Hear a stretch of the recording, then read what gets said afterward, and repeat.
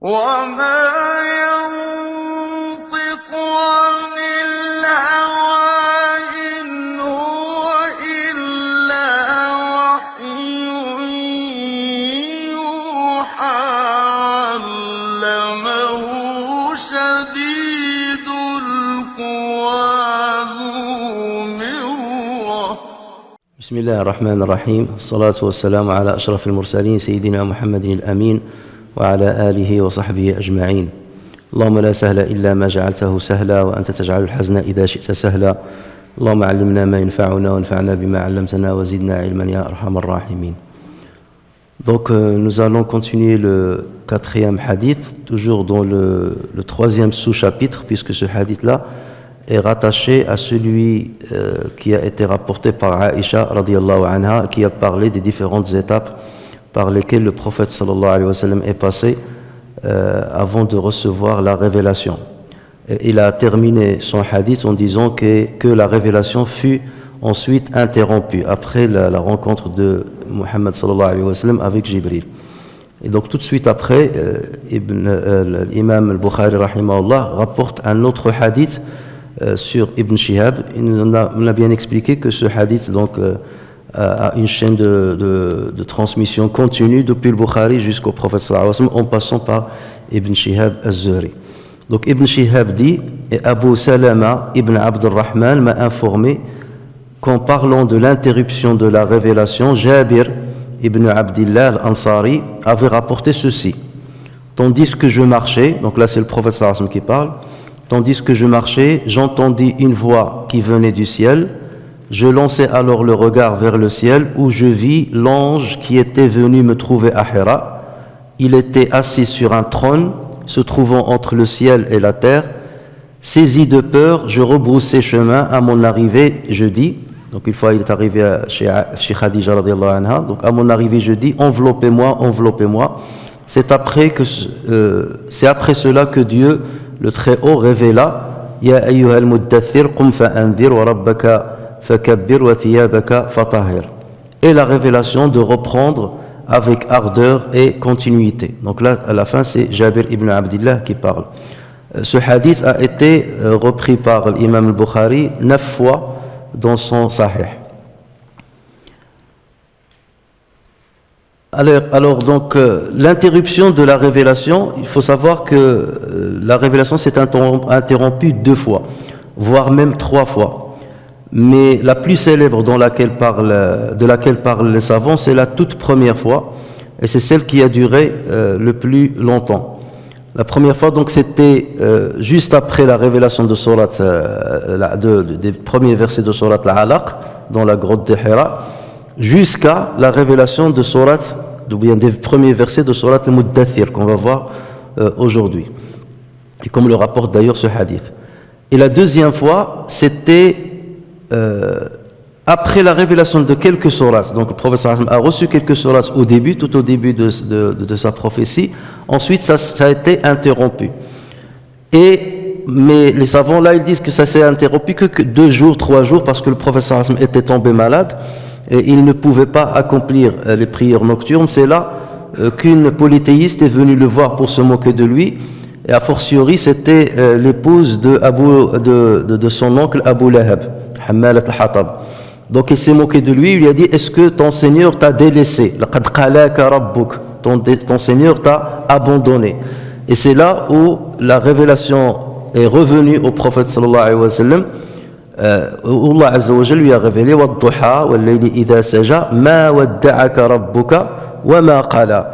Donc c'était en réponse à cette femme qui a critiqué le prophète sallallahu alayhi wa sallam. Alors s'agissant maintenant de la première interruption, les savants ont divergé sur sa durée. Il y a certains qui ont dit que c'était seulement quelques jours, jusqu'à ce que certains ont dit que c'était 3 ans. Et c'est le plus probable, c'est que ça a duré longtemps, entre 2 ans et demi et 3 ans. Et pendant toute cette période, que se passait-il? Là aussi, il y a une divergence entre les savants, entre ceux qui disaient qu'il n'y a eu aucune rencontre entre le prophète sallallahu alayhi wa sallam et Jibril alayhi salam pendant toutes ces 3 années. Et d'autres qui disaient non, il y avait des rencontres avec Jibril, mais il ne lui révélait pas du Coran, il ne lui révélait pas des versets coraniques. Et un autre avis, encore plus minoritaire, qui dit que ce n'est plus Jibril qui descendait au prophète sallallahu alayhi wa sallam, c'était Israfil. Parce que pour certains savants, Israfil aussi était un messager de Dieu pour des prophètes, et c'était seulement pour renforcer le prophète sallallahu alayhi wa sallam. Mais le plus probable, c'est que la révélation s'est interrompue totalement, qu'il n'y a plus eu de rencontre avec Jibril alayhi salam, jusqu'à ce que le prophète sallallahu alayhi wa sallam était dans les circonstances rapportées par Jabir ibn Abdillah dans ce hadith, où il vit Jibril alayhi salam. Alors ceux qui disent 3 ans, ça a été rapporté par l'imam Sha'bi, qui est mort en l'an 100 de l'Hégire, ainsi que par Ibn Ishaq dans sa Sira, son livre de Sira. Donc après les paroles rassurantes de Waraqa, le prophète sallallahu alayhi wa sallam s'attendait à recevoir Jibril une deuxième fois, puisque comme on a dit, il a pris peur la première fois, puisque c'est la première fois qu'il va rencontrer un ange. En plus il était tout seul dans la grotte, donc là c'était ça qu'il a mis dans l'effroi, et surtout avec la manière avec laquelle il l'a serré par 3 fois, et il lui a dit des paroles qui lui paraissaient bizarres. Iqra' bismi rabbika alladhi khalaq, khalaqal insana min 'alaq. Mais les paroles de Waraqa ont beaucoup rassuré le prophète sallallahu alayhi wa sallam lorsqu'il lui a dit il s'agit du confident que Allah Azza wa Jalla a envoyé à Moïse, et ensuite il lui a dit voilà, tu vas devenir un prophète, et il va t'arriver des malheurs avec tes proches, ils vont t'expulser de ta demeure. Mais malgré cela, il était rassuré, puisqu'il lui a dit que c'est un prophète et tout, donc sûrement il a dû avoir une discussion avec lui pour lui expliquer comment les choses se passent. Mais lorsque la révélation s'est interrompue, toute cette période-là, le prophète sallallahu alayhi wa sallam était pris de peine, parce que c'est quoi la raison pour laquelle Jibril ne revient pas? Est-ce que je ne suis pas à la hauteur? Est-ce que je ne serai pas celui qui va être choisi?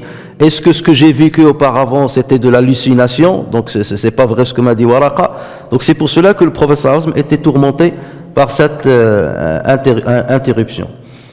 Donc dans le chapitre de l'interprétation des rêves, l'imam al-Bukhari a rapporté le hadith qu'on a étudié avant, le 3e hadith de Aïcha radiyallahu anha. Et lorsqu'Aïcha à la fin il dit ensuite la révélation fut interrompue, l'imam al-Bukhari lorsqu'il a repris le même hadith, mais cette fois-ci dans le chapitre de l'interprétation des rêves, il a rajouté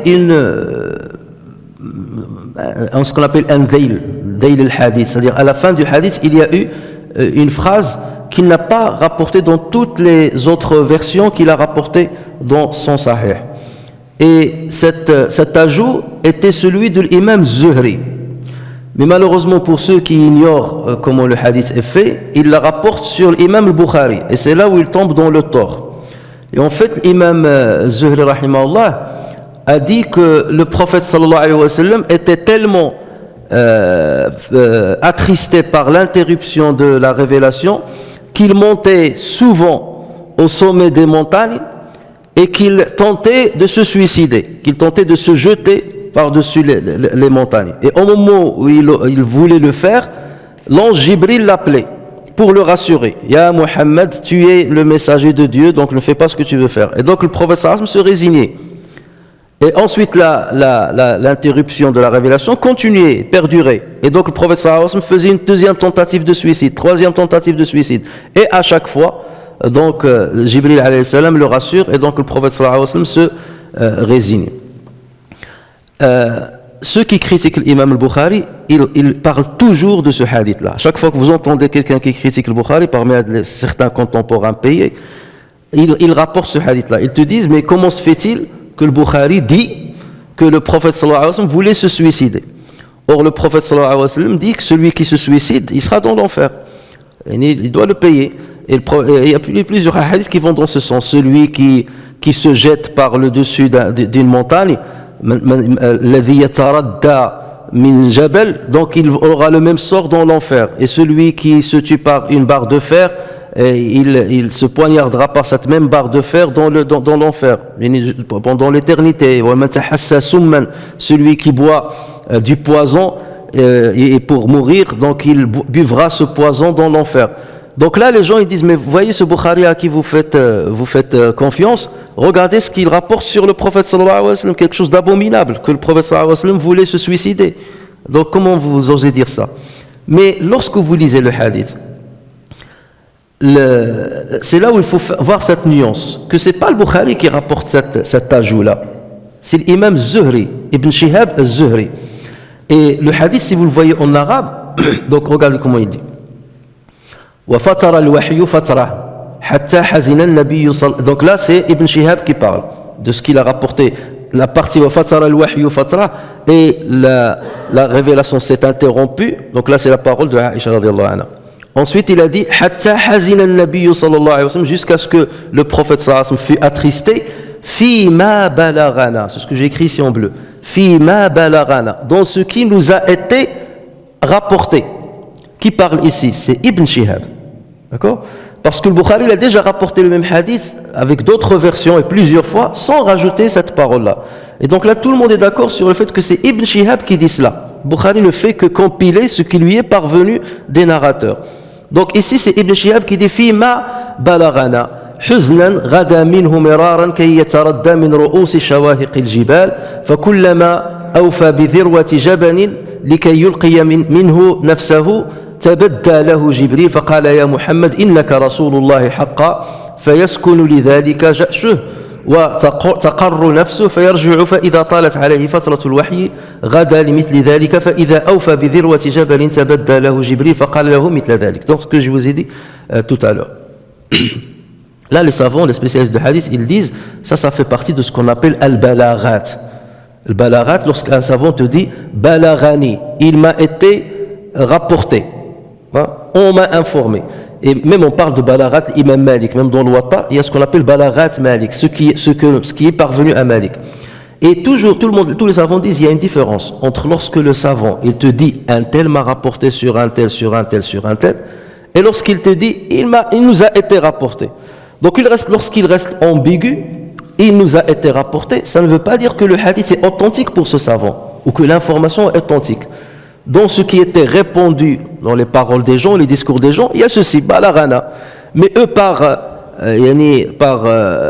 respect, par scrupule, justement, ils rapportent ce qui a été dit. Il se peut que ça soit vrai, il se peut que ça soit, bien entendu, faux.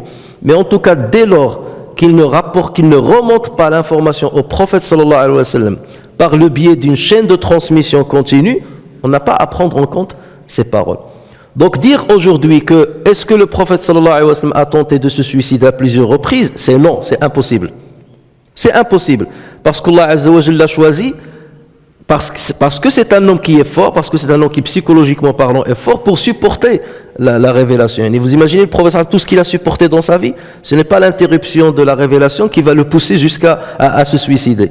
Mais les gens parfois ils rapportent ce genre d'histoire, et les savants parfois, par acquis de conscience, ils rapportent ce qui leur a été dit. Mais ils le disent avec sirat tamrid.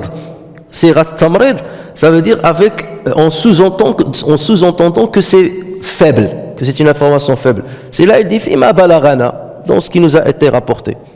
Et après c'est aux savants de voir est-ce qu'il y a une chaîne de transmission continue qui remonte jusqu'à un compagnon pour rapporter ce hadith. S'il n'y en a pas, donc ce qui a été rapporté là est faible bien entendu et on ne prend pas en compte. Donc, pourquoi incriminer le Bukhari? Le Bukhari, il a dit voilà, Ibn Shihab, voilà ce qu'il a dit. Moi, j'ai rapporté déjà le hadith, et ce surplus-là, je vais quand même, par acquis de conscience, le rajouter dans une version de hadith. Et il a laissé à la fin, donc, dans Kitab al-Ta'bir, donc le chapitre d'interprétation des rêves, et il a rajouté ceci. Mais lui, on ne peut pas du tout l'accuser, parce que lui-même, il ne remonte pas cette information jusqu'au prophète, sallallahu alayhi wa sallam. Donc c'est par ignorance que par ignorance et surtout les détracteurs, par tadlis et mensonge que certains justement rapportent ça sur Al-Bukhari. Et comme j'ai dit, aucune chaîne de transmission valide ne remonte cette information à un compagnon du prophète sallallahu alayhi wa sallam. Alors le rapporteur de ce hadith, c'est Jabir ibn Abdillah. C'est le fils de Abdullah ibn Amr ibn Hiram. Son père c'était un compagnon du prophète sallallahu alayhi wa sallam, il fait partie de l'Ansar, il était parmi ceux qui ont participé, parmi les premiers qui ont donné leur allégeance au prophète sallallahu alayhi wa sallam, son père. et son père a participé à la bataille de Badr. Il a également participé à la bataille de Uhud. Mais Jabir était relativement jeune et son père lui a interdit de participer aux batailles pour s'occuper de ses sœurs. Il avait 9 sœurs. Donc il a dit, si jamais moi je meurs, si je tombe martyr, ben, au moins toi tu t'occuperas de tes sœurs. Donc il l'a pas laissé participer aux 2 premières batailles. Mais il est tombé martyr lors de la bataille de Uhud. D'ailleurs, c'est une belle histoire. Il est tombé martyr ainsi que son ami très très proche qui s'appelait Amr ibn al-Jamouh. Et le prophète sallallahu alayhi wa sallam a demandé à ce qu'on les enterre ensemble, l'un à côté de l'autre. C'était des amis inséparables. Et donc par la suite, Jabir ibn Abdillah a participé à toutes les batailles auprès du prophète sallallahu alayhi wa sallam. Alors les savants s'accordent pour dire que Jabir ibn Abdillah fut le dernier compagnon à mourir à Médine. Il est mort en l'an 78 de l'Hégire. Mais le dernier compagnon vraiment qui est resté vivant, le dernier à mourir, tout le monde s'accorde pour dire que c'était Abu at-Tufayl Amir ibn Wathila, et qui est mort, là les savants ont divergé. Certains ont dit qu'il est mort en l'an 100 de l'Hégire, d'autres ont dit en 102 de l'Hégire et d'autres ont dit 110 de l'Hégire. Et ceci confirme d'ailleurs un hadith du prophète sallallahu alayhi wa sallam lorsqu'il était avec des compagnons. Il leur a dit, d'ici un siècle, tous ceux qui sont avec moi, personne ne restera vivant. Et là, le prophète sallallahu alayhi wa sallam l'a dit après le hijra. D'accord ? Donc ceci confirme ça. Il y a des compagnons qui sont restés jusqu'à l'an 100 et ils ont dépassé même l'an 100 de l'Hégire. Et ça a confirmé ce que le prophète sallallahu alayhi wa sallam a prédit. L'imam, donc Jabir ibn Abdillah était un grand imam, donc c'était un compagnon du prophète, un grand imam.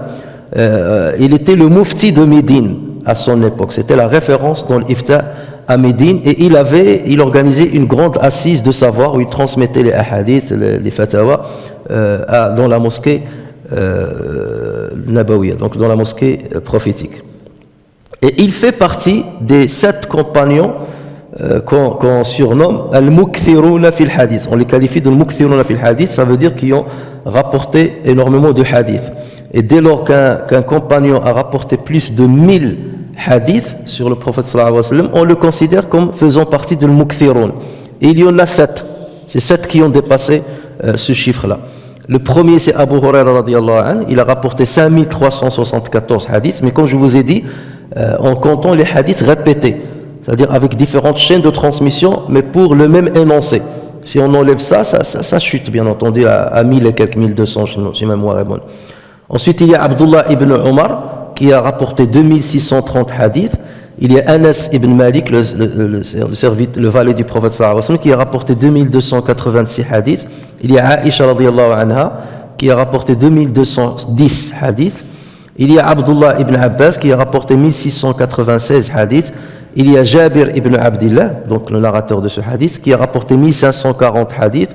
Et il y a Abu Sa'id al-Khudri, radiyallahu anhum, qui a rapporté 1170 hadiths. Donc je vous ai mis dans l'ordre décroissant du nombre de hadiths, mais vous trouvez parfois des petites divergences entre les savants sur le nombre exact, selon les calculs des hadiths qui se répètent ou pas.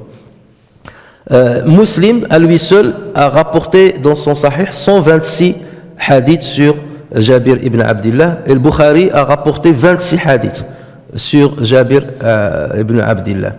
Et ils se sont accordés sur 43 hadiths le concernant. Lorsqu'on dit 26 hadiths, ça veut dire où c'est le Bukhari tout seul qui a rapporté ces hadiths. Et lorsqu'on dit 126 hadiths, c'est seulement Muslim qui a rapporté ces hadiths. Et les 43, c'est ceux sur lesquels ils se sont accordés tous les deux. Et je vous avais déjà parlé de la différence entre muttafaqun alayh et rapporté par le Bukhari et Muslim. C'est deux choses qui sont différentes. Alors je dis rawahu al-Bukhari wa Muslim, ça n'a rien à voir avec muttafaqun alayh. On vous a montré la nuance. Donc commençons maintenant par commenter le hadith lui-même. Donc le prophète sallallahu alayhi wa sallam dit, tandis que je marchais, j'entendis une voix qui venait du ciel. Je lançai alors le regard vers le ciel où je vis l'ange qui était venu me trouver à Hira. Donc il a reconnu que c'est le même ange, puisque maintenant il sait et il connaît son identité, même s'il va le voir sous une autre forme. Ici il va le voir sous sa forme réelle, alors qu'à Hira, l'ange n'était pas sous sa forme réelle. Donc il était assis sur un trône se trouvant entre le ciel et la terre. Tout ce qui se rapporte sur les anges fait partie de l'aqida, puisqu'on sait donc que dans l'aqida, l'imanu billahi wa malaikati, on croit en Dieu et ensuite à ses anges. Et lorsqu'on parle de l'aqida, on ne peut accepter une information relative à l'aqida que lorsqu'elle est rapportée par un verset explicite ou par un hadith. Mais c'est là où il y a la divergence entre les savants. À partir de quelles sont les conditions que le hadith doit satisfaire pour qu'on le prenne en cause, qu'on le prenne en compte dans une affaire qui relève de l'aqida. هل يفيد العلم أو يفيد فقط العمل. Les hadiths authentiques, on est obligé de les prendre en compte dans ce qui se rapporte aux œuvres. Ceci est halal, ceci est haram. Dès que le hadith est authentique, on est obligé de le suivre. Sur ça, tous les savants sont unanimes. Maintenant, s'agissant des informations relatives au credo, à l'aqida, est-ce qu'on prend un hadith authentique? Tout le monde est d'accord pour dire si le hadith est notoire, si le hadith est mutawatir, plusieurs savants, plusieurs salaf salih l'ont rapporté sur plusieurs tabi'in, qui l'ont rapporté sur plusieurs compagnons, qui l'ont rapporté sur le prophète sallallahu alayhi wa sallam. À chaque étage de la chaîne de transmission, on trouve un grand nombre de rapporteurs. Dans ce cas, yufidul yaqin, yufidul ilm. Donc ça implique la croyance, on le prend en compte. Mais si le hadith est authentique, mais il est ahad, il est singulier, comme la majorité des hadiths, parce que les hadiths mutawatir, les hadiths notoires, il n'y en a pas beaucoup. Les savants parlent d'un peu plus de 400. Mais par exemple, le hadith qu'on a cité par exemple de Omar ibn Khattab, rappelez-vous, Innama al-a'malu binniyat, on a dit que c'est un hadith qui est gharib. Gharib, ça veut dire il est étrange. Parce qu'il n'y a qu'un seul qui l'a rapporté, c'est Omar ibn Khattab, et un seul qui l'a rapporté parmi tabi'in, et un seul qui l'a rapporté parmi tabi'in. Donc là, ce qu'on appelle un hadith, il fait partie des hadiths ahad. D'accord? Il arrive qu'à un étage de la chaîne de transmission, il y ait une ou deux ou trois personnes maximum qui l'ont rapporté. Est-ce que dans ce cas-là, on le prend en compte dans ce qui se rapporte à l'aqida? Les savants ont divergé. Vous avez Ahl al-Usul, les principologues. Vous avez le Malikiya, le Shafi'iyya et le Hanafiya qui disent que non, on ne prend en compte dans les affaires de l'aqida que les hadiths notoires, que les hadiths mutawatira. Voilà. Par contre, vous avez le Hanabila qui disent non, on peut prendre un hadith dès lors qu'il est authentique, même s'il est singulier. Dès lors qu'il est authentique, on le prend en compte. Pourquoi? Parce qu'il faut savoir, lorsqu'on dit hadith authentique, ça ne veut pas dire qu'on est à 100% de la validité. On est à 95%. Mais lorsqu'on dit notoire, on est à 100%. C'est comme le Coran, il nous a été rapporté d'une manière notoire. Et vous avez des savants qui vont dire non, on voit si le hadith est authentique, même s'il est singulier, et on voit est-ce qu'on a d'autres informations venant par exemple du Coran qui confirment ce que le hadith a dit. Si c'est le cas, on le prend en compte. Si ce n'est pas le cas, on ne le prend pas en compte. Et vous avez une autre catégorie de savants qui disent si c'est un hadith qui a été rapporté par des grands narrateurs comme le Bukhari et Muslim qui l'ont authentifié et qui a été accepté par la communauté musulmane, et les savants ne l'ont pas remis en cause, dans ce cas on le prend en compte. Et ça fait partie directement du credo. On doit y croire. Donc ça c'est une introduction pour tout ce qui concerne le credo. Et justement, tout ce qui se rapporte aux anges, il faut se référer uniquement à ce que dit le Coran ou à ce que disent les hadiths, au pire les hadiths authentiques, même s'ils sont singuliers. Donc c'est ce qui va nous permettre de définir les caractéristiques des anges. On ne peut pas commencer à ramener des récits des autres religions et dire voici les anges sont ceci, sont cela. Tout ça, on n'a pas le droit de le confirmer. On le dit, mais on le dit avec mesure, pour dire il se peut comme il se peut, que c'est pas vrai. Alors, ce que nous savons, c'est que les anges sont créés de lumière. Sur ça, c'est sûr. Et qu'ils possèdent des ailes. Ça, c'est sûr. Allah Azza wa Jalla le confirme. Alhamdulillah, fatir as-samawati wal ardi, ja'ilil malaikati rusulan uli ajnihatin mathna wa thulatha wa ruba' yazidu fil khalqi ma yasha. C'est Dieu qui fait des anges, des messagers dotés de 2, 3 ou 4 ailes, Et après, il a dit, il ajoute à la création ce qu'il veut, car Allah est omnipotent. Donc cette phrase-là, il ajoute à la création ce qu'il veut, suppose qu'ils peuvent avoir plus d'ailes. Donc puisqu'on a d'autres hadiths qui vont nous dire que Jibril alayhi salam avait 600 ailes, donc dans ce cas, on valide. Parce que le Coran va dans ce sens-là. D'accord ? Même si le hadith est singulier. Mais dès lors qu'il est authentique, on prend en compte. Ce qui est sûr, c'est que le prophète sallallahu alayhi wa sallam n'a vu Jibril alayhi salam sous sa forme réelle que 2 fois dans sa vie. Donc les autres fois, comme on a expliqué, soit il lui insuffle directement l'information dans son cœur, soit il venait sous la forme d'un bédouin, comme le hadith de Omar radiyallahu anhu, soit il venait sous la forme d'Ihya ibn Khalif al-Kalbi, un compagnon du prophète sallallahu alayhi wa sallam. Mais ça c'était le plus de fois, il venait sous la forme de ce compagnon du prophète sallallahu alayhi wa sallam. Donc Muslim rapporte sur Aïcha radiyallahu anha que le prophète sallallahu alayhi wa sallam a dit Lam arahu ala suratihi allati khuliqa alayha illa marratayn. Je ne l'ai vu, en parlant de Jibril, je ne l'ai vu sous la forme sous laquelle il fut créé que 2 fois. Donc ça c'est une confirmation par un hadith authentique du prophète sallallahu alayhi wa sallam. Et At-Tirmidhi, Tirmidhi rapporte sur Aïcha radiyallahu anha qu'elle a dit Muhammad sallallahu alayhi wa sallam n'a vu Jibril sous sa forme réelle que 2 fois. Et là il a précisé lesquelles. Une fois au niveau du lotus de la fin, Inda Sidratil Muntaha, et là le Coran le confirme, et une fois à Ajyad. Ajyad, vous connaissez Ajyad, pour ceux qui ont fait le Umrah ou le Hajj, lorsque vous faites Safa ou le Marwa, et vous sortez par les portes de Safa ou le Marwa, d'accord, vous sortez vers le côté du palais royal. C'est la partie qui est en haut qui s'appelle Ajyad. Donc c'est à cet endroit que le prophète sallallahu alayhi wa sallam a vu Jibril alayhi salam dans les circonstances du hadith que nous sommes en train d'expliquer. Alors la vision de Ajyad est celle à propos de laquelle Allah Azza wa Jal dit ceci est la parole d'un noble innahu laqawlu rasulin karim dhi quwwatin inda dil arshi makin muta'in thumma amin وما صاحبكم بمجنون ولقد رآه بالأفق المبين وما هو على الغيب بضنين, ainsi de suite.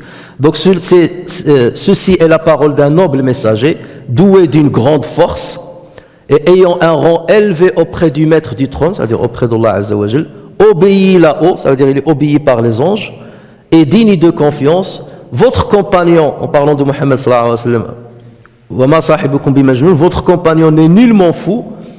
وَلَقَدْ رَآهُ بِالْأُفُقِ الْمُبِينِ, il l'a effectivement vu au clair horizon. Donc le clair horizon, c'est la première vue. Ça c'est donc la vision de Ajyad. La deuxième vision, c'est la vision pendant l'ascension. Et là aussi, le Coran y fait allusion. Lorsqu'Allah Azza wa Jal dit إِنْ هُوَ إِلَّا وَحْيٌ يُوحَى عَلَّمَهُ شَدِيدُ الْقُوَّى ذو مرة فاستوى وهو بالأفق الأعلى ثم دنا فتدلى فكان قاب قوسين أو أدنى فأوحى إلى عبده ما أوحى ما كذب الفؤاد ما رأى أفتمارونه على ما يرى ولقد رآه نزلة أخرى, une deuxième fois, عند سدرة المنتهى عندها جنة المأوى. Ce n'est rien d'autre qu'une révélation inspirée que lui a enseigné l'ange à la force prodigieuse. Encore il parle de la force de Jibril alayhi salam, doué de sagacité, dhu mirra. Et les savants ont divergé sur la signification de dhu mirra. Ici la traduction que j'ai reprise c'est doué de sagacité. D'autres ont dit le mirra, ça veut dire la force, et d'autres disent ça veut dire la beauté, qui a une grande beauté. Donc en parlant de Jibril alayhi salam, c'est alors qu'il se montra sous sa forme réelle, alors qu'il se trouvait à l'horizon supérieur, puis il se rapprocha et descendit encore plus bas et fut à 2 portées d'arc, au plus près encore, il révéla à son serviteur, c'est-à-dire Jibril a révéla au serviteur de Dieu, il révéla à son serviteur ce qu'il révéla, le cœur n'a pas menti en ce qu'il a vu, lui contestez-vous donc ce qu'il a vu, il l'a vu lors d'une autre descente, c'est-à-dire voilà une deuxième fois, il l'a vu lors d'une autre descente, près de Sidrat al-Muntaha, le lotus de la fin, près d'elle se trouve le jardin de Al-Ma'wa. Donc c'est dans Surat Al-Najm. Donc cette sourate-là, elle parle des 2 visions que le prophète sallallahu alayhi wa sallam, dans lesquelles le prophète sallallahu alayhi wa sallam a vu Jibril alayhi salam sous sa vraie forme. Et on a un autre hadith, rapporté par Ahmed sur Ibn Mas'ud radiyallahu anhu, et il a une bonne chaîne de transmission, comme a dit Ibn Kathir rahimahullah. Et où il est dit, le messager sallallahu alayhi wa sallam a vu, donc c'est Ibn Mas'ud qui parle, le messager sallallahu alayhi wa sallam a vu Jibril sous sa forme, il avait 600 ailes, chaque aile cachait l'horizon, des ailes, de ces ailes tombaient des pierres précieuses et des perles de différentes couleurs. Yasqutu min janahihi at-tahawil. At-tahawil, ce sont les choses qui ont différentes couleurs. At-tahawil min ad-durari wal yaqut. Et d'autres hadiths donc confirment ceci, cette vision sous sa vraie forme 600 ailes, mais celle-ci elle rajoute en plus ces détails-là. Mais bien entendu, les perles, les pierres précieuses qui tombaient, et c'est pas parce qu'elles tombaient que les gens vont commencer à les ramasser par terre. Le prophète voyait ça, donc c'est comme si c'était ça. Mais bien entendu, il n'y a pas accès, parce qu'on est dans une autre dimension. Et même les Qurayshites qui étaient à cette heure précise présents, même à côté du prophète sallallahu alayhi wa sallam, ne pouvaient voir Jibril alayhi salam. Là, c'est une exclusivité donnée au prophète sallallahu alayhi wa sallam de voir ceci. Les descriptions que nous on a de Jibril alayhi salam, et on ne peut pas rajouter plus que ce qu'on a eu, c'est qu'il est un messager de Dieu pour les prophètes, c'est-à-dire on le sait, il a 600 ailes, il a une force prodigieuse. Alors il y a des récits que vous allez trouver surtout chez des exégètes, où ils disent concernant Madain Ahl-Lot, les villes du peuple de Lot alayhi salam, ils étaient 7 villes habitées par 400 000 personnes. Et donc Allah Azza wa Jal a envoyé Jibril, et avec une de ses ailes, il a soulevé le Madain, les 7 villes, il les a soulevées avec les gens qui avaient dedans, avec leurs bestiaux, avec leurs maisons, avec tout, et il les a renversés. Donc, les a renversés dans le ciel. Et ce récit-là, il dit, jusqu'à ce que les anges, les habitants du ciel, entendaient les aboiements de leurs chiens dans le ciel. Et ensuite, il les a renversés. Mais il n'y a aucun hadith avec une chaîne de transmission concernant ce récit-là. On le trouve chez les exégètes, mais il n'y a pas de chaîne de transmission qui le soutient. C'est pour cela qu'il faut s'abstenir de donner ce genre de confirmation. Donc je vous le dis seulement pour que vous sachiez que... Mais en tout cas, lorsqu'Allah Azza wa Jal dit qu'il a une force prodigieuse, c'est que c'est lui que Allah Azza wa Jal envoyait lorsqu'il voulait faire descendre son châtiment sur un peuple. Et c'est pour cela que Banu Israël, à l'époque du prophète sallallahu alayhi wa sallam, n'aimait pas Jibril. Parce qu'ils lui ont dit, quel est le messager qui était venu? Et le prophète sallallahu alayhi wa sallam, il leur a dit, c'est Jibril. Et il leur a dit, ben celui-là, on le déteste. On le déteste. Nous, on préfère Mikaïl.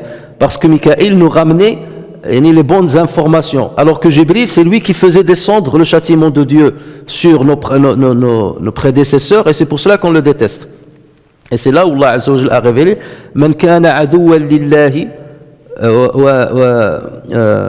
ومن كان عدوا لله وملائكته ورسله وجبريل وميكال فإن الله عدو للكافرين. Celui qui est ennemi à Dieu ou ennemi à son prophète ou à ses anges et ennemi à Jibril et à Mikaïl, alors Allah est l'ennemi de ceux qui ont mécru en lui. D'accord? Donc ceci donc justement confirme qu'il était bien l'envoyé de Dieu et que c'était lui qui descendait le châtiment sur les peuples que Dieu voulait punir. Et c'est pour cela que donc lorsque Dieu parle de force prodigieuse, donc on peut ça peut sous-entendre que c'est lui qui faisait certaines choses. Par exemple, le Qawm de Lot, certains narrateurs disent que c'est ce qui a donné lieu à la mer morte. Lorsqu'il a renversé les habitations du peuple de Lot, c'est ce qui a donné lieu à la mer morte aujourd'hui. C'est là où ils habitaient, c'est à cet endroit où ils habitaient. C'est pour cela d'ailleurs que cette mer a des caractéristiques un peu bizarres par rapport aux autres mers. Parmi les choses aussi qu'on connaît, c'est qu'il est obéi dans le ciel, comme le verset coranique l'a dit. Il est digne de confiance, amin, muta'in thamma amin. Donc ça, c'est Allah Azza wa Jalla qui le dit. Et on sait bien entendu qu'il descend la nuit d'Al Qadr, Laylat al-Qadr, pendant Ramadan, avec les autres anges. Tanazzalu al-malaikatu war-ruhu fiha. Lorsque vous entendez ruh, ça fait référence, pas toujours, mais dans certains versets, il fait référence à Jibril alayhi as-salam. Donc il l'appelle ar-ruh. Mais on a par ailleurs des descriptions de certains anges et on a un hadith rapporté par Abu Daoud sur Jabir, justement, Ibn Abdillah, qui dit que le prophète sallallahu alayhi wa sallam a dit: il m'a été permis de parler de l'un des anges d'Allah parmi les porteurs du trône, Hamalat al-Arsh. Ils sont au nombre de 4, d'après les savants, ici. Et lors de la résurrection, ils seront au nombre de 8. Ce jour-là, ils seront 8. Donc certains savants ont dit, ça sous-entend qu'avant ce jour-là, ils n'étaient pas 8. Et donc ils disent qu'ils étaient 4. Et le jour du jugement, ils seront 8. Donc le prophète a donné la description d'un de ces anges. Il a dit, la distance entre le lobe de son oreille et son épaule est équivalente à un parcours de 700 ans. Un parcours de 700 ans. Et dans une autre version rapportée par Abu Hatim, il confirme, il dit en vol d'oiseau. Ça veut dire si c'est un oiseau qui va voler depuis le lobe de l'ange jusqu'au bout de son épaule, il lui faut 700 ans. Donc voilà, calculez. Donc la distance parcourue par un oiseau, combien de kilomètres par heure, et faites le calcul fois 700 ans, et vous aurez donc la taille qui sépare le lobe de son oreille jusqu'à... et d'autres hadiths disent qu'Allah Azza wa Jal a des anges qui, s'il leur donne l'ordre, ils avalent les cieux et la terre, tellement ils ont une forme extraordinaire. Alors donc ce que le hadith nous dit, c'est que le prophète sallallahu alayhi wa sallam a vu Jibril alayhi salam assis sur une chaise, sur un trône, entre le ciel et la terre. Ala kursi, jalisun ala kursi, assis sur un kursi. Le kursi, à la base, il se dit de deux choses. Le kursi se dit du savoir. C'est un terme qu'on donne qui fait référence au savoir, al-ilm. Et c'est pour ça qu'on parle de al-karasi al-ilmiya, ou le kursi al-ilmi. Ça ne veut pas dire la chaise scientifique, non, ça veut dire la référence scientifique. D'accord ? Et c'est pour cela que certains exégètes, en commentant wasi'a kursiyuhu samawati wal ard, ils disent ça veut dire wasi'a ilmuhu samawati wal ard. Le savoir d'Allah Azza wa Jalla a englobé les cieux et la terre. Donc ça se dit de l'ilm, et c'est pour cela d'ailleurs que les feuillets dans lesquels on transcrit l'ilm, le savoir, on les appelle kurrasa. Kurrasa, ça vient de kursi. Parce qu'elle englobe le savoir. Kurrasa, ça veut dire des feuilles qui englobent le savoir. La deuxième partie du hadith, saisi de peur, je rebroussais chemin. Et bien entendu, le deuxième sens, c'est le kursi sur lequel on s'assoit. Mais dans ce cas précis du hadith, Jibril alayhi salam était assis sur un kursi. Donc saisi de peur, je rebroussais chemin. À mon arrivée, je dis enveloppez-moi, enveloppez-moi. C'est après cela que Dieu, le Très-Haut, révéla Ya ayyuhal muddathir. Donc, ô toi le revêtu d'un manteau, lève-toi et avertis, et de ton Seigneur célèbre la grandeur, et tes vêtements purifie-les, et l'impureté fuis-la. Ensuite, la révélation de reprendre avec ardeur et continuité. Avec ardeur, ça veut dire il est revenu avec force, et continuité, ça veut dire il s'est succédé. Ça ne s'est pas arrêté comme la période de l'interruption. Donc, encore une fois, le prophète sallallahu alayhi wa sallam a pris peur. Comme la première fois où il a rencontré Jibril à Rahira. Sauf que cette fois-ci, il a pris peur de la forme de Jibril alayhi salam. La première fois, c'est qu'un homme surgisse devant lui, dans un endroit où il n'y avait personne, et qu'il le prenne avec force et tout ça, donc on a parlé de ça. Mais cette fois-ci, c'est beaucoup plus pour la forme qu'il a vue. Imaginez, vous voyez un ange, et on dit qu'il a rempli l'horizon. Il a rempli entre l'Est et l'Ouest. Le prophète ne voyait rien, il ne voyait que lui qui a rempli tout l'horizon. Donc c'est pour cela qu'il a été apeuré, et il est revenu en courant donc chez lui, chez Khadija radiyallahu anha, et à mon arrivée je dis Zammilouni. Alors il y a des versions qui disent Zammilouni, des versions qui disent Dathironi. On expliquera inchallah la différence entre les deux. Et donc on l'a couvert jusqu'à ce qu'il a trouvé son calme. Et c'est donc suite à cet événement qu'Allah Azza wa Jal lui a révélé le premier verset de Surat Al-Muddathir. Maintenant, la question qui se pose, quelle est la différence entre le Muddathir et le Muzzammil? D'autant plus qu'il y a deux sourates qui sont intitulées par ça. Ya ayyuhal Muddathir, qum fa'anzir. Ya ayyuhal Muzzammil, qum il-layla illa qalila. La majorité des savants dit qu'il n'y a pas de différence. Al-Muzzammil, c'est exactement la même chose que Al-Muddathir. Ça, c'est la majorité. Mais nous, on sait par ailleurs que il n'y a pas de synonyme dans le Coran. Le Coran, lorsqu'il choisit un synonyme, chez les Arabes, il peut y avoir des synonymes, mais lorsque le Coran choisit un synonyme plutôt qu'un autre, c'est qu'il y a une petite nuance entre les deux choix. Et donc, c'est à nous de les trouver. Le muddathir, c'est celui qui est couvert normalement. Lorsque tu veux, par exemple, dormir l'après-midi, prendre une sieste, tu prends une couverture et tu la poses sur toi. Et le prophète sallallahu alayhi wa sallam a dit, il a dit al-ansaru shi'ar wa nasu dithar. Al-shi'ar, c'est l'habit que tu mets contre ton corps, contre ta peau. Ça, on l'appelle al-shi'ar. Et le prophète sallallahu alayhi wa sallam, lorsqu'il a conquis la Mecque, les Ansar, ils croyaient que le prophète va les délaisser. Et donc le prophète ne les a rassurés. Non, je ne vous quitterai pas. Il leur a dit, vous êtes al-shi'ar. Vous êtes pour moi comme l'habit interne. Et le reste des gens, dithar, c'est-à-dire ils viennent au-dessus. D'accord? Donc il y a une différence entre shi'ar, il colle à la peau, c'est la chose la plus importante, il enrobe donc le corps, et dithar, il est au-dessus. D'accord? Donc il n'y a pas une force pour couvrir. C'est comme ça qu'on voit le muddathir. Et d'ailleurs, regardez le hadith du prophète sallallahu alayhi wa sallam, on rapporte que le prophète sallallahu alayhi wa sallam, des gens sont venus le voir, des compagnons, surtout les pauvres, et ils lui ont dit, ya Rasulallah, dhahaba ahlu duthuri bil ujur. Ahlud duthur, ça vient de dithar. C'est quoi duthur? Ça veut dire les riches. Mais pourquoi ils ont choisi ce terme? Parce que lorsque tu ramasses l'argent, je prends de l'argent et je lui rajoute de l'argent et je lui rajoute de l'argent, c'est pour ça qu'ils ont appelé ahlud duthur. Ça veut dire ceux qui cumulent les richesses. D'accord? C'est ça duthur. Donc ça c'est la signification de muddathir, celui qui est couvert d'une manière normale. En revanche, le muzammil, c'est plus, il est enroulé dans la couverture.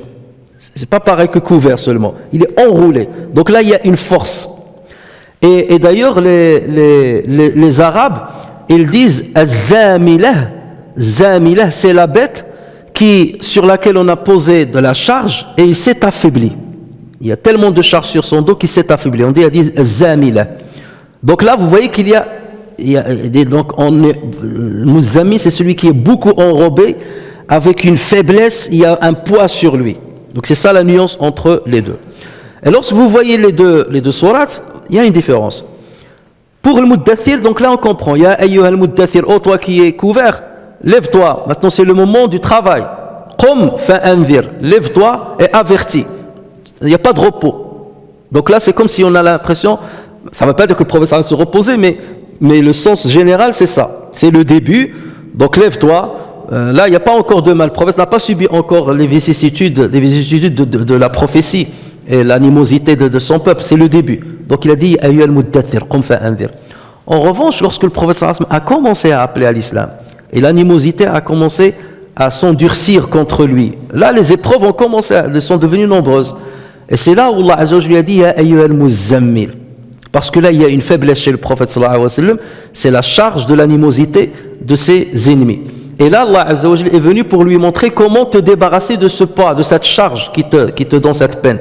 Ya ayyuhal muzammil qum il-layla illa qalila. Donc il lui a donné des éléments qui vont renforcer son cœur, renforcer sa foi pour supporter les épreuves qui ont commencé et les épreuves à venir. Donc lève-toi une partie de la nuit pour prier et suite la sourate, Inch'Allah, lorsqu'on abordera ces deux sourates, on les commentera avec plus de détails. Donc voilà la différence entre le muzammil et le muddathir. Dans cette sourate, il y a ayyuhal muddathir qum fa'anzir, lève-toi et avertis. Mais il lui a pas dit qum fa'bashir ou bien anzir wa bashir, alors que souvent Allah Azza wa Jalla, lorsqu'il parle de l'nidhara, il parle de l'bishara, bashiran wa nadhira. Pourquoi il a dit ici que anzir? Parce que c'est le début de la transmission du message coranique. Les gens ne sont pas encore croyants, à part quelques-uns, comme Khadija radiyallahu anha, voilà. Donc là, quand est-ce que normalement tu annonces la bonne nouvelle? Tu l'annonces à quelqu'un qui est rentré déjà dans l'islam, il a commencé à pratiquer, tu lui annonces la bonne nouvelle. Mais au départ, tu avertis. Attention, il y a un jugement, il y a une résurrection. Donc puisqu'on est tout au début, Allah Azza wa Jalla, il parle seulement de nidhara, averti. Il n'a pas parlé de al-bishara. Donc vous voyez qu'il y a des détails qui sont très importants à relever pour comprendre la grandeur de la révélation coranique. Wa rabbaka fakabbir, donc glorifie ton Seigneur, ça c'est clair. Wa thiyabaka fatahhir. Alors, thiyab ici fait référence, selon la majorité des exégètes, à nafs, au cœur. Thiyabaka fatahhir, ça veut dire purifie ton âme, purifie ton cœur. C'est par là qu'il faut commencer, purifie ton cœur. Wa rujza fahjur. Al-rujz, pour les savants, ce sont l'awthan. L'awthan, c'est le pluriel de l'wathan. Et l'wathan, c'est la statue qui est fabriquée soit de pierre, soit sculptée dans la pierre, sculptée dans le bois, ou sculptée dans un métal quelconque. Ça peut être le fedda ou bien le dhahab ou autre. Donc c'est ça, warrujza fahjur. Et rujz aussi en arabe, ça fait référence au péché. Donc quitte le péché et quitte les idoles qui sont adorées par les polythéistes de la Mecque. Bon, après les détails de cette sourate, Inch'Allah, on le verra lorsqu'on arrivera à l'exégèse de cette sourate. Et donc voilà comment, dans les circonstances dans lesquelles le prophète sallallahu alayhi wa sallam la révélation a repris après l'interruption, parce que n'oubliez pas, nous sommes toujours dans le chapitre de Bad'ul Wahi, comment la révélation a débuté. Et donc le Bukhari, rahimahullah, il ramène tous les hadiths qui vont dans ce sens. Donc il nous a expliqué que c'était les rêves pieux qu'il a parlé, qu'il a commencé, et il s'isolait, ce qui s'est passé à Hira, et là l'interruption de la révélation, et là la reprise de la révélation. C'est pour cela qu'il a ramené dans l'ordre ces hadiths. Et Inch'Allah, demain on verra le hadith suivant, le cinquième, mais le quatrième sous-chapitre, parce que dans le troisième sous-chapitre, il a mis deux hadiths qui étaient liés l'un à l'autre. نفعني الله وإياكم بالقرآن الكريم وبحديث سيد الأولين والآخرين وغفر الله لي ولكم ولسائر المسلمين سبحانك اللهم وبحمدك نشهد أن لا إله إلا أنت نستغفرك ونتوب إليك سبحان ربك رب العزة عما يصفون وسلام على المرسلين والحمد لله رب العالمين.